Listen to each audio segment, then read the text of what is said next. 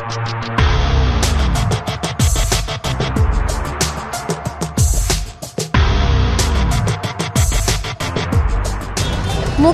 নিয়ে কটাক্ষ সহ্য করা হবে না, মঙ্গলবার জাতির উদ্দেশ্যে বললেন প্রধানমন্ত্রী।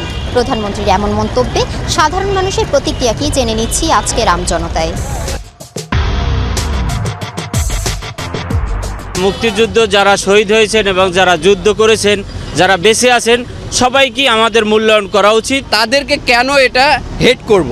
তাদেরকে করা মানে তো আমাদের ইতিহাস ঐতিহ্য বাংলাদেশকে আমরা ছোট করা হলো। এই স্বাধীনতার যারা সূর্য সন্তান তাদেরকে কটাক্ষ করা মানে এটা বেঈমানির শামিল হওয়া। প্রধানমন্ত্রীর যে বক্তব্যটা আমরা পূর্ণাঙ্গভাবে সমর্থন করি এবং যারা এই সমস্ত কথা এখন বলতে যাচ্ছে যে মুক্তিযোদ্ধা কত ছিল, কি ছিল না ছিল, তারা আগে কেন বলেননি?